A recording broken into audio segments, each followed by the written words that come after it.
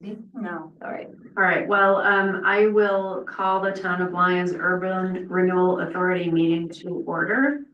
It is April 17th. Can we have the roll call, please? Yes, Chair Rogan, Present? Commissioner Hamrick, Present. Commissioner Dottie, Present. Commissioner Lowell, Present. Commissioner Browning, Present. Commissioner Cope, Present.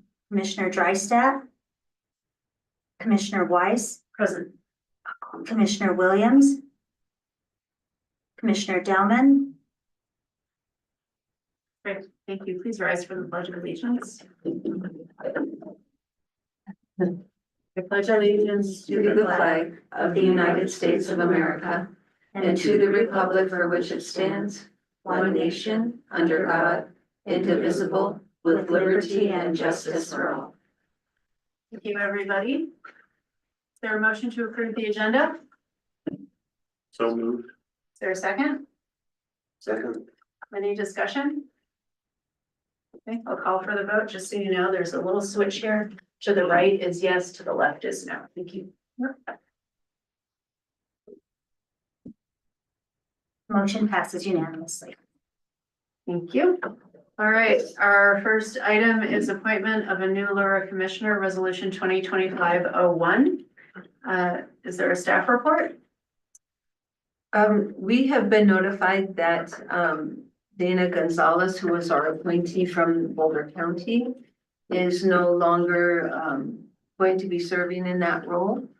And so they have requested that Commissioner Locheman or her designee, but it sounds like it's going to be Commissioner Locheman, will be attending our meetings moving forward. It's just unfortunate that tonight they did not have anyone available on that notice, to attend. So she will be our new appointee to the authority if the resolution is approved. Thank you. Are there any questions for staff? If there are no questions, I'll entertain a motion. So moved. Thank you. Is there a second? Second. Any discussion? Okay, vote. And that motion passes unanimously. Thank you, everybody, and thank you, Commissioner, if you're watching this. Look forward to seeing you next time. Okay, next up is the consent agenda. Clerk Vasquez, can you please read consent into the record? Yes, item 1 are the November 21st, 2024 Lura meeting minutes. Thank you. Is there a motion to approve the consent agenda? So moved. Is there a second? Second.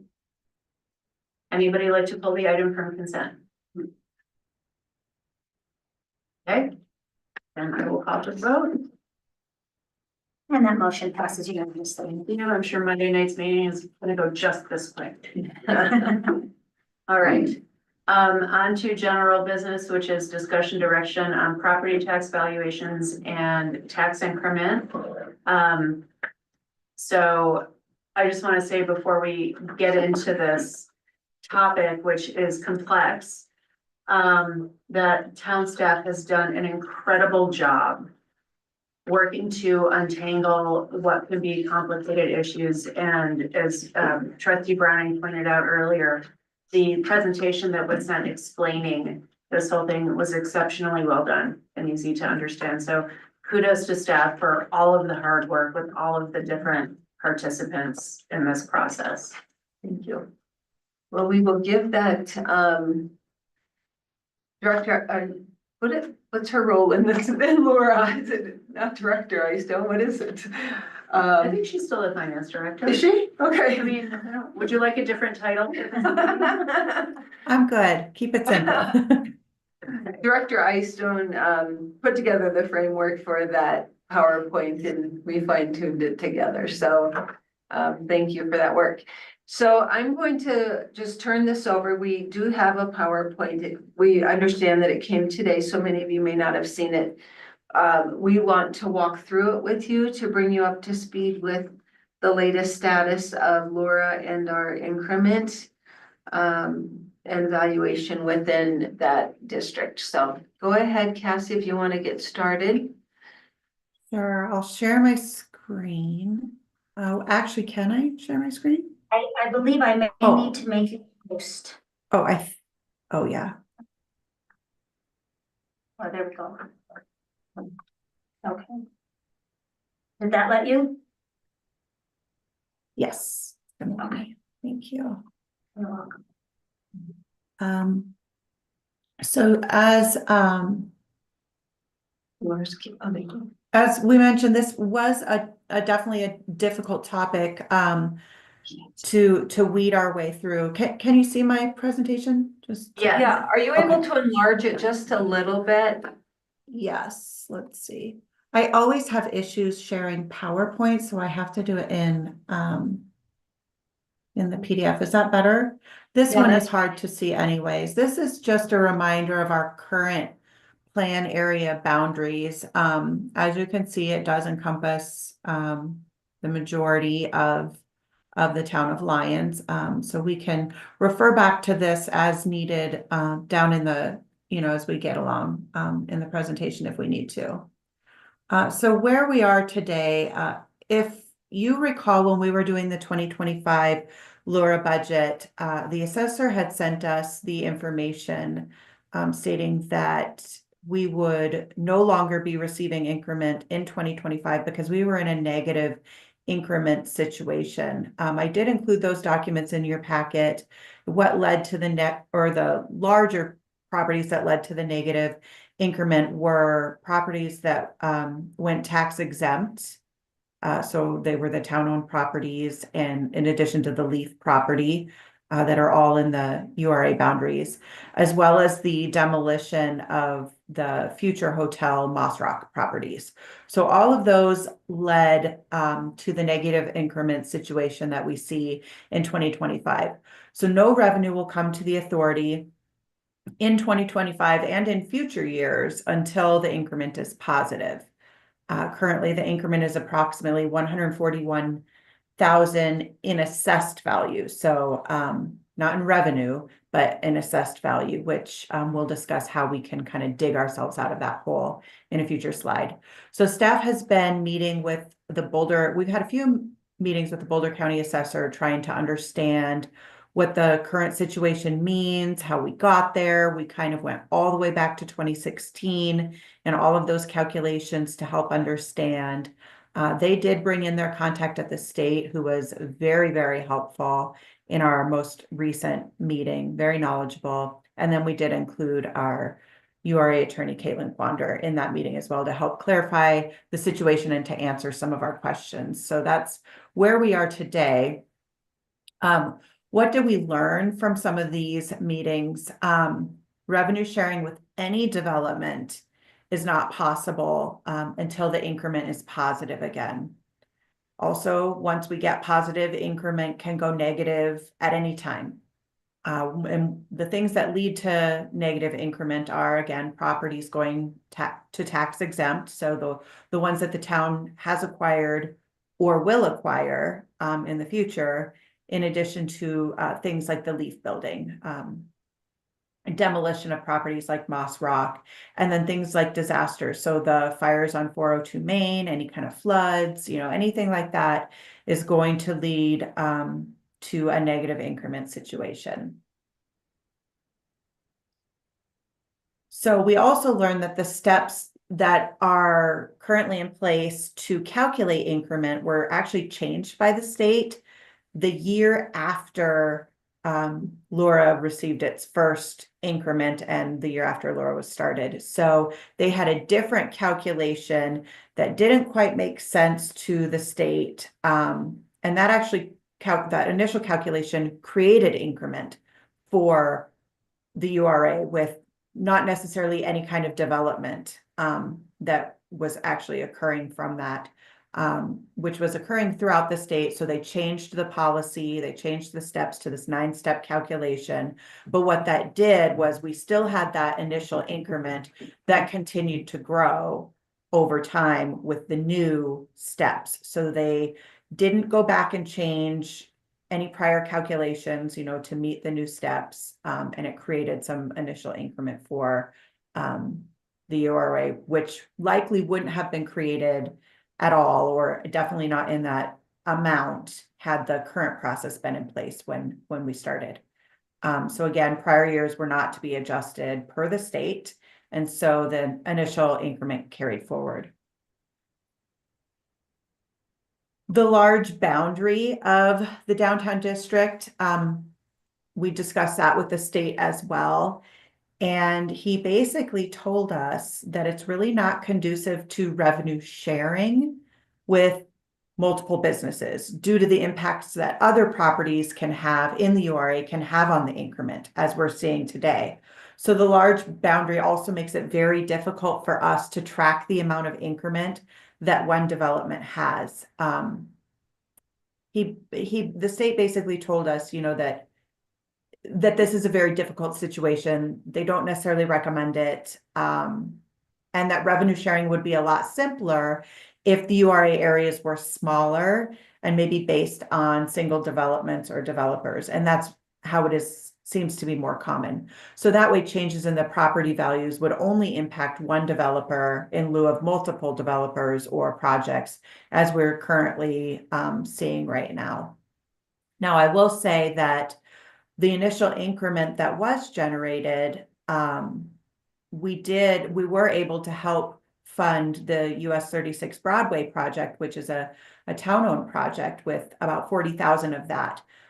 So that project does benefit the URA downtown as a whole. So definitely, you know, not everything is negative. You know, we did receive that and we're able to help fund that project, but it just muddies the water and makes it very difficult for individual developers to receive what, you know, their increment may or may not be creating.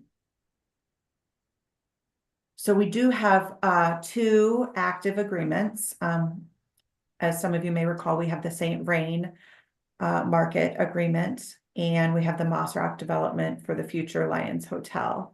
None of those projects, obviously the Lyons Hotel is not complete, and the St. Vrain Market has not certified completion of their project as well. My original concern was, how does being in an increment situation affect our liability or you know, obligation to these developers? And Ms. Quander said that the agreements do state that they only receive revenue sharing if the increment is positive. So there's really no default currently on LURA if the increment is not generated as we thought.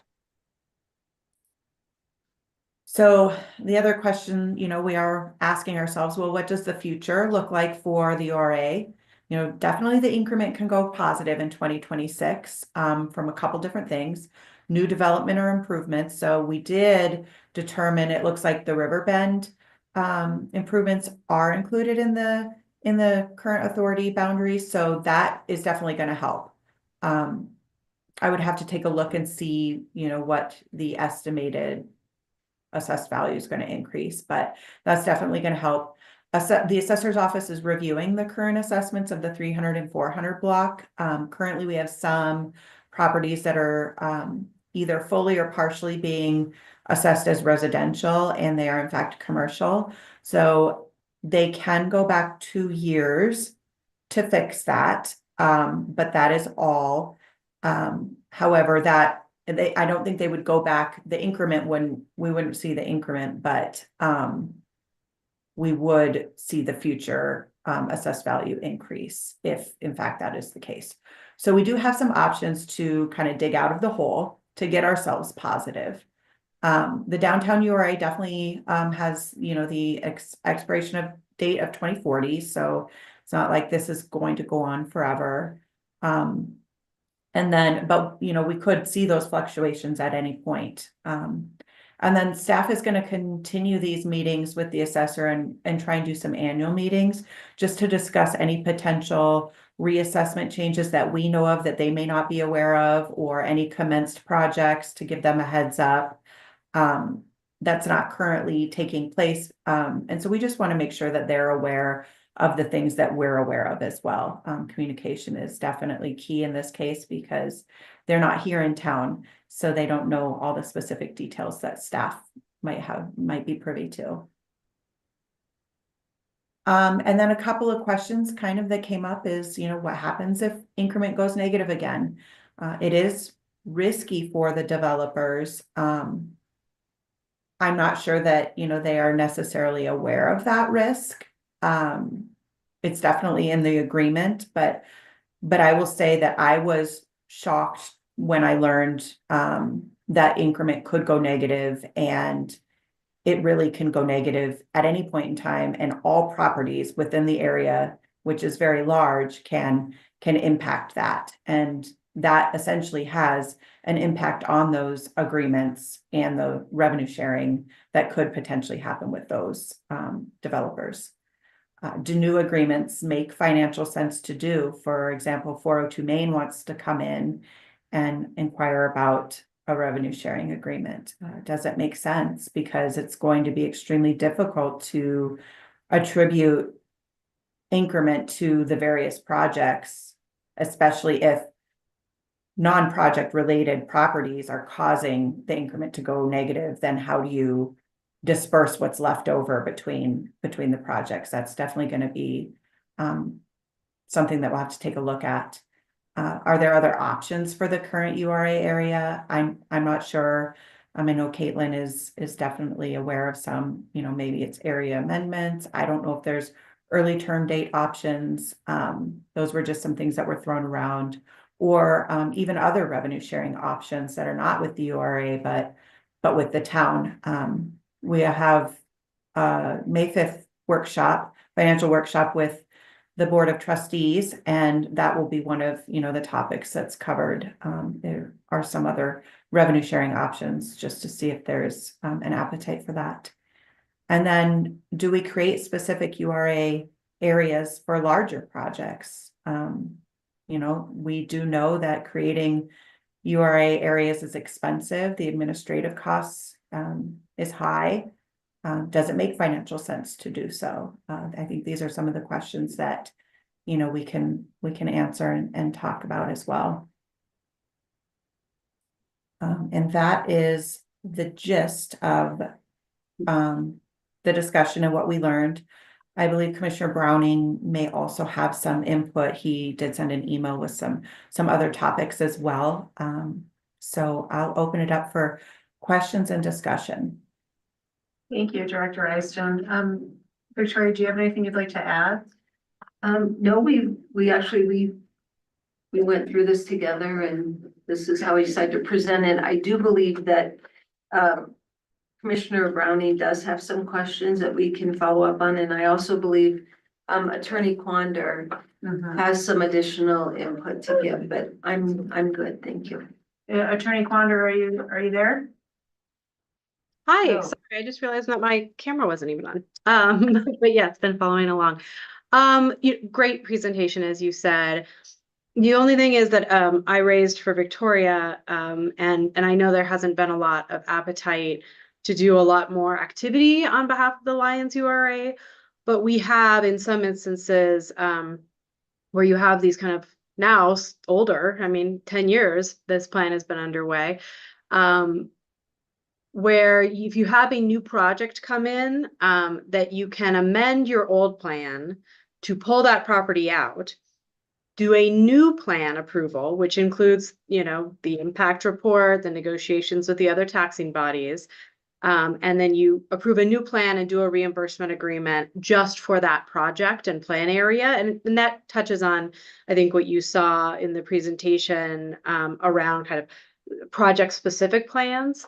There's kind of been a movement over the last decade or so in urban renewal because of the changes in law and because of the assessor's approaches to kind of better protect individual projects by doing plan-specific, project-specific plans. So if you had a project that came to you that is within the existing plan area and you wanted to do everything you could to give it, every piece of increment it generated, that is something you could do, is amend your existing plan to pull that out and do a new plan for that project. But I know, this board has looked at potentially plans in like the Eastern Quarter area before. And, obviously drafting a plan, preparing the impact studies, negotiating with the other taxing bodies. There's a substantial expense to doing all of those steps. And so you want to make sure that it is really a worthy project and that you have the capacity and funding to do so, knowing that, you know, it takes some time for that increment to get created and potentially kind of pay you back for those expenses. Thank you. Commissioner Browning, would you like to add anything? There are a couple of things I'll comment on first after my questions. This information is really what was generated by the questions that I kind of raised way back when first URA meeting, I think, with this board taken over. And we did finally get answers. Director Eiston and Executive Director. and Executive Director Simonson and I at one point talked with the county people and they kind of deferred to the state. And the guy at the state's name is Mike Kerrigan. I think he is with DOLA, is that correct? He's with, no, Division of Property Taxation, Division of Property Taxation. He used to be the. DORA, I think it's DOR. Okay, and he used to be the, I believe, the tax assessor for Routt County, I believe, which is Mhm. what's he That's what he said. I believe. So he's got kind of like experience on both sides. And after our meeting, was it yesterday, day before yesterday, I guess it was, I thought we finally found the guru. You know, it's kind of like you get to Oz and you in URA and you wonder, how does all this stuff work? And there's somebody behind the curtain that There was. this is the guy. And his explanations were really accurate and informative. They weren't always what we wanted to hear. The main thing that never made sense to me and still doesn't make logical sense, that he was able to explain is when properties went into our URA in 2015, they were divided into base value, which was their value at the time, and then the increment is any improvement in value since that time. And so let's say a property was worth, land and buildings was worth, let's just say $200,000 when it went into the URA in 2015. But this 2015 values, the URA actually started 2016. And over some improvements got done and the value went up to $300,000. But it either went tax exempt or there was a fire or they destroyed the buildings and anyway, value got subtracted from that property. What Mr. Kerrigan brought home was 100% of the lost value comes out of increment. None of it comes out of base. It doesn't make any sense. You would think if the property went from 300,000 value to down to the land value of say 50,000, that you would split it between the increment that had accrued since 2016 and the base that was there. But that's not the way it works. And the answer is, may not make logical sense, but as he says, that's what the statute says. And statutes don't always make logical sense. So things that happen like a fire, like demolition of buildings and like property going from taxable to exempt, it all comes out of the increment. And that's why the increment went negative, which is something I don't think any of us ever anticipated happening, but that's the way the statute works and that's what we're stuck with it. Couple other things, as to future projects and whether, clearly there is a risk if somebody does a deal with the URA for their project and other things in the URA affect the URA's overall revenue. But I don't think that would stop most developers from going forward with the project because they're the ones that come to the URA and ask to use the benefits of tax increment financing.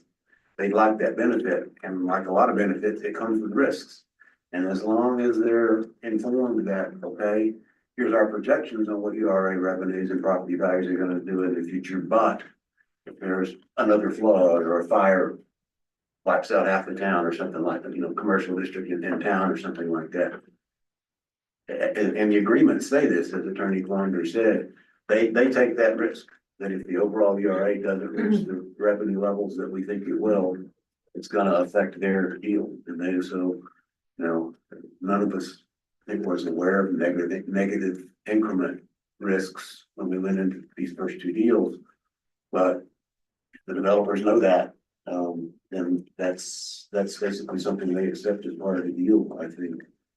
And as to future development in like the main part of the Lyons, not really the eastern corridor, as Attorney Quander said, we could basically de-accession particular properties if somebody wants to do development on them from URA, but there's not really any commercial property that I'm aware of any substance in the existing Lyons area that's not already in the URA.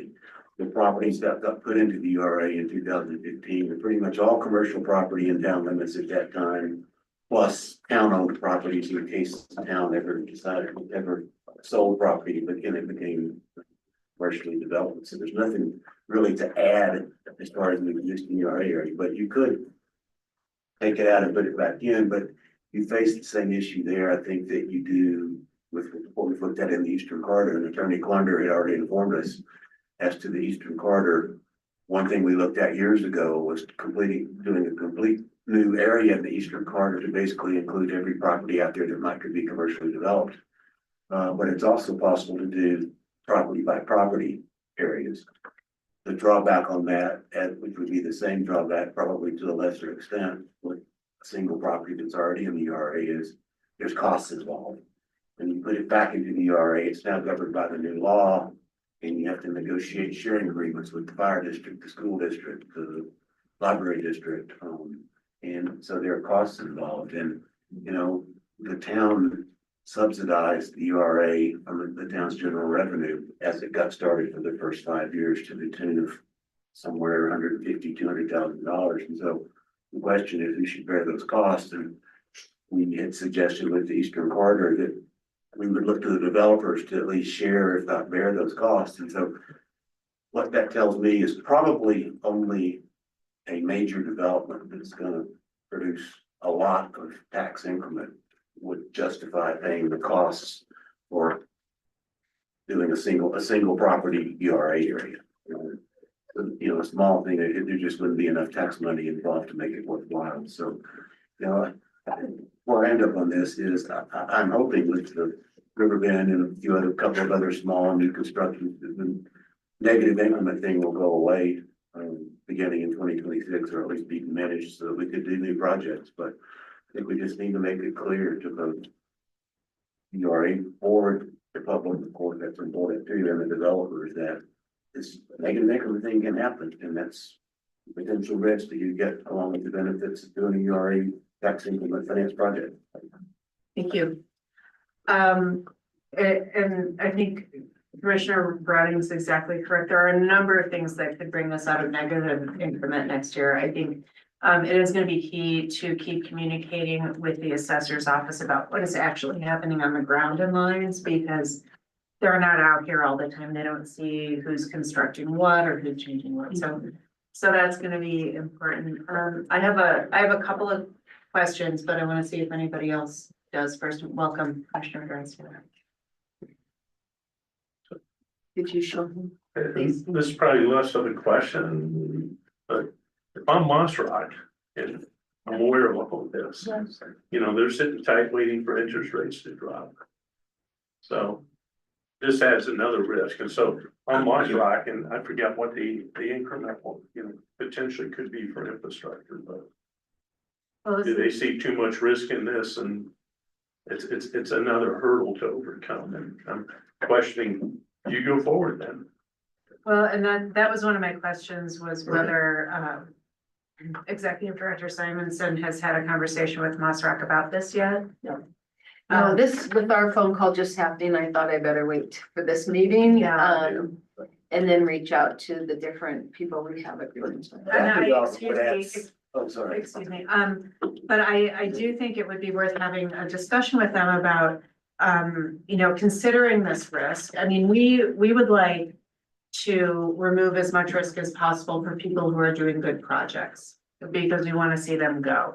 And so perhaps what we have a conversation about is, do we want to create a new plan area for Monserrat? That might make the most sense. Yeah. And then they create and bear their own risk. Right. Go ahead. That development is so substantial. That's what I meant by large development. That development alone would wipe out this negative increment quickly.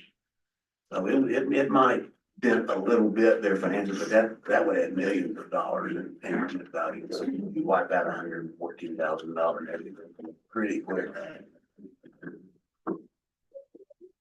But, isn't the likelihood of that, project getting started mostly dependent on interest rates? And what do we think the potential for interest rates at this point would be? And right today, it's not to me, it's not looking good. I think it's. It may in 6 months, but who knows? Who knows indeed, and I think the chaotic nature of the environment is part of the problem. I mean, if I'm a developer, I'm looking at interest rates, I'm looking at tariffs, I'm looking at the ability to get labor or not. There are several things to look at, and I think in the meantime, maybe it would make sense to find out what the cost would be to create a separate plan area and provide that as an option. And I believe, and Attorney Quander might know more up-to-date numbers. But the last time we did it, it was, I want to say the overall original plan was like $70,000. So that's not that far off of this, the negative increment we're in. And then when we did the update and we updated the numbers, that was, another, gosh, 40?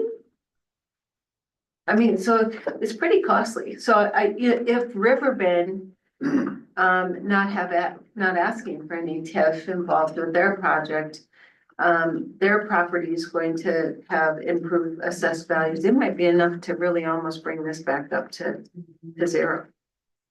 Something else about the hotel too, that's one of the reductions. They took the, reduced the lost value of the buildings that were demolished off of increment. So that their value is really pretty low now. It's land only. It's as low as it So can. Yeah. there's even a bigger gap. If that project got done, I think that would also, there'd be more increment than we even projected at the time that project was approved, because that part of the existing value is gone. Thank you. Excuse me, Attorney Quander. Yeah, I was just gonna add, I think that there's one bucket of pretty known costs, which are basically the consultant costs to prepare the plan and the impact report. And I was just trying to look and see what kind of a recent proposal, but my recollection was that was maybe more around 8,000 to 10,000. It's not too extraordinary. I think the real unknown is in the costs of negotiations with the other taxing bodies. Because those could go really, really smoothly, and you've got, the form agreements that we've used before, and you plug in a number and we're off to the races, and that takes very little legal time. Or there's a ton of back and forth with one or more of the other taxing districts, and it takes a lot of legal or other staff time to negotiate, and that's the real unknown. I have found when it is a project that those taxing bodies or the county really believe it and support, they'll get behind it and negotiate a little bit faster and more simply. Sometimes when it is a specific project that can help because it's very tangible, right? They can know, okay, it's a hotel and this is what we get out of it versus a really large plan area discussion, like we had kind of around the Eastern Corridor, but that's kind of the bucket of unknown. And I'll try and look for that proposal amount from before to give you a real number on the consultant to prepare the plan and impact report. It's much higher than that with Ricker Cunningham. I thought it was much higher than that when we contracted with Ricker Cunningham. You were seated, Yeah, and, but maybe not. but the question is how much of what Ricker Cunningham did would need to be repeated, or is there a portion of that could be done by staff to minimize the cost? And that's a question I don't know. That's true. That's true. Commissioner Cope, you had a question? I was just thinking that what Commissioner Browning pointed out about the hotel was also true for 402 Main Street, isn't it? It basically is down to the value of the land. The value on 402 Main gets really complicated because there apparently was some type of a condominium regime put in at some point that none of us knew about it. And the assessor's office said they were gonna look at that, but that's a complicated one. There are a number of properties that, once the assessor takes a real hard look at them, could change the numbers significantly. So, and we just don't know. Attorney Quander, did you have another comment or is your hand still raised from before? Oh, no, I did. So I was just gonna suggest the other thing that is frequent with developers who really kind of are pursuing the Urban Renewal Authority to adopt a plan specific to their project. And I think that this URA has decided to do that, you know, kind of with your recent reimbursement agreements, is that you can enter into an agreement where the developer takes on those costs of preparing the plan and preparing the agreements, or agrees that that's sort of the first thing that gets paid back if any increment is generated. So, you know, most of the time, if the developer's coming to you, they don't have the money in the first place. But if they do, that's something that you can ask of them to, you know, split the cost or take on a certain amount of it up front, or kind of have you be reimbursed first out of increment. But then increment has to be generated for that to happen, which there's a risk. Other comments or questions?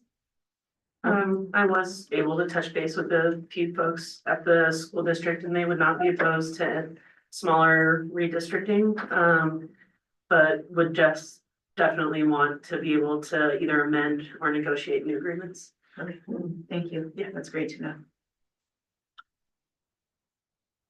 Director Isto? I think one thing that I just want to bring up, and maybe Caitlin can help me speak to this as well, is if we approve too many agreements within this current URA area,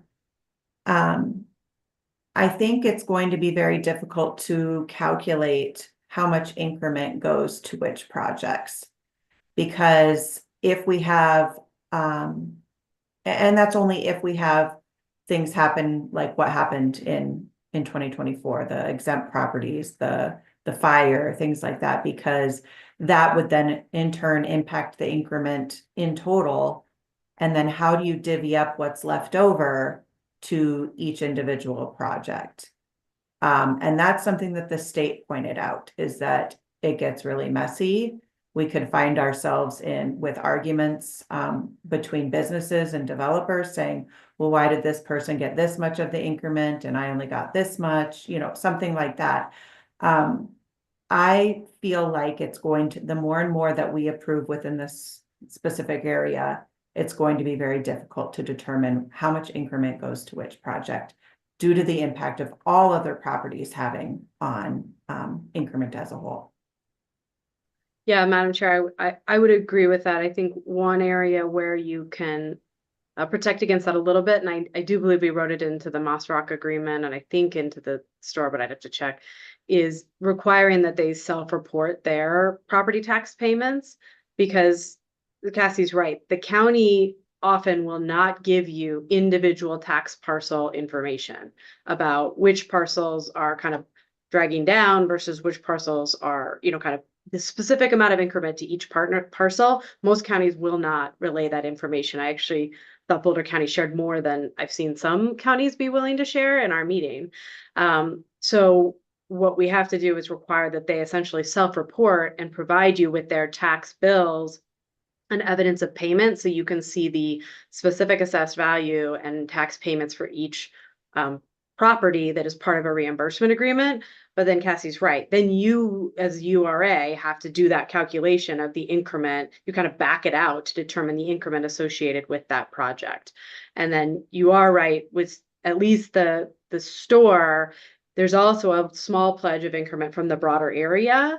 And I think that adds certainly a layer of complexity. So I think the point is fair to be very cautious about additional reimbursement agreements within this plan, you know, unless there's a real clarity around the increment that particular project is going to generate. And maybe you're only pledging the increment that project generates and nothing from the broader plan area. Also, I was just digging, the last proposal you all got for the Eastern Corridor Plan area was from David Cooper, not Ricker Cunningham, but that was for he prepared the plan and impact report for the Eastern Corridor. That was for $13,500. And then, you know, I would guess with several years on it, it might be a bit higher now. Thank you very much. Other questions, comments, suggestions?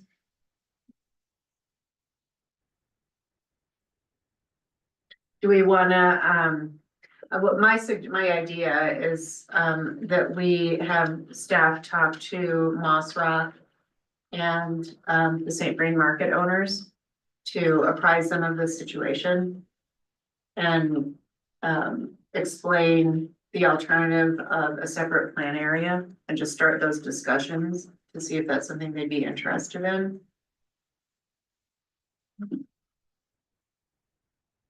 And then, I'm not hopeful that we'll see much of any construction on anything this year, given how the economy is moving, but we could. It's possible. Yes, We had been, approached by 402 Main Street, as you guys know, and they were hoping to come in front of the Laura in May. Would you also like us to meet with them? I think so. What do you all think? Yeah. Yeah.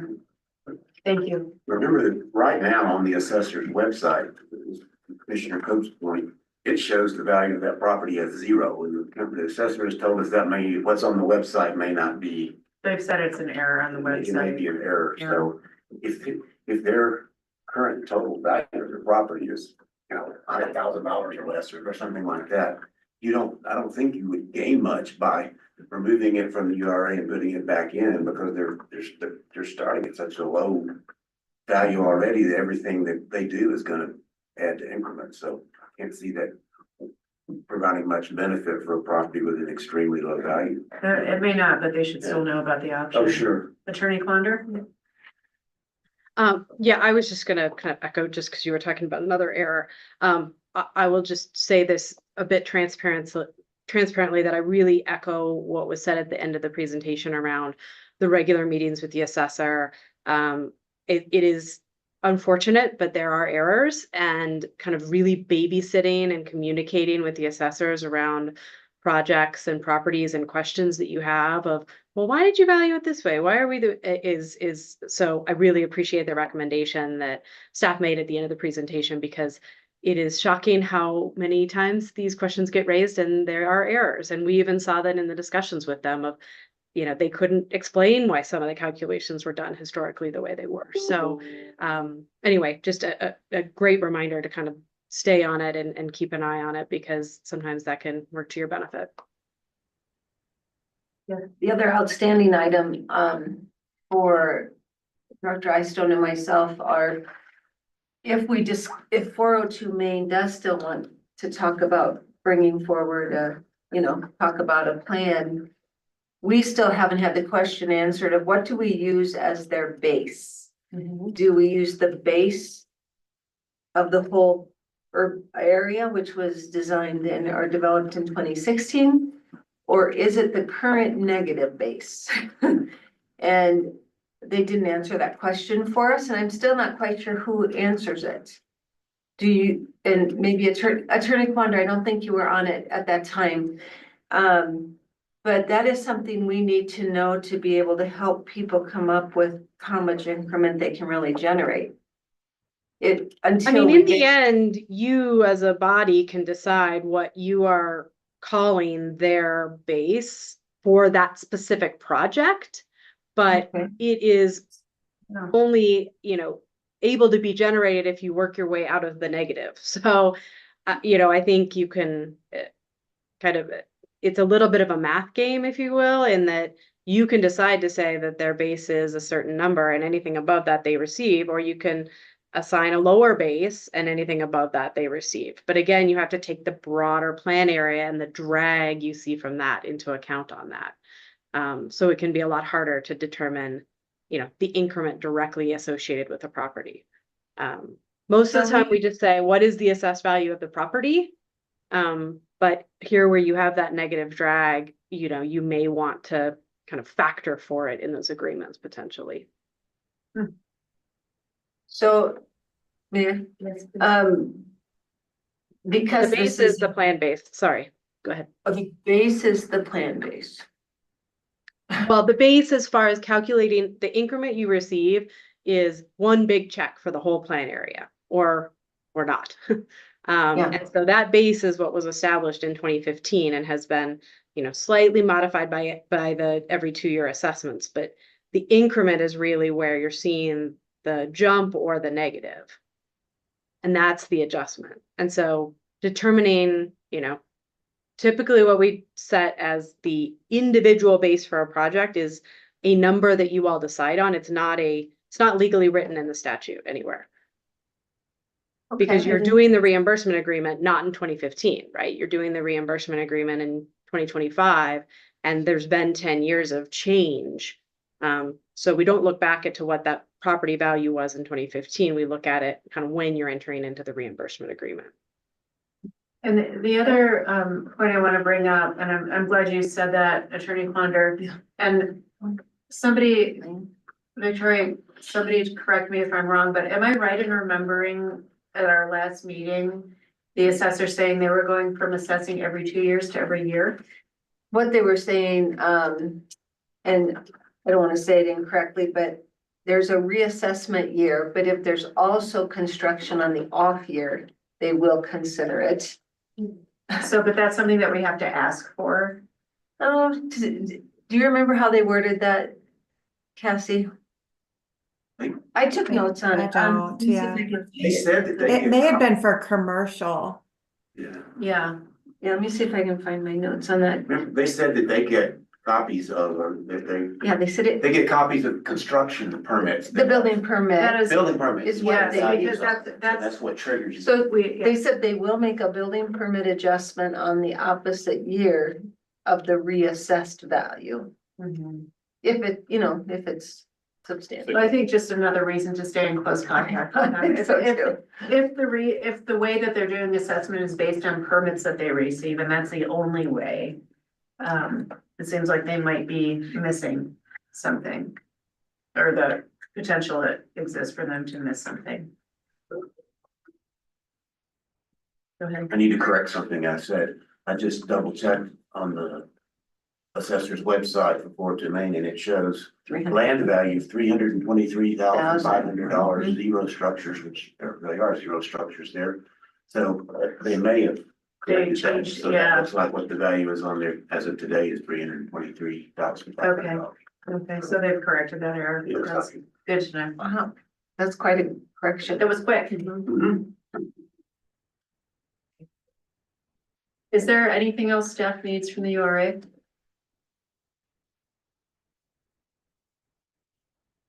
I don't think so.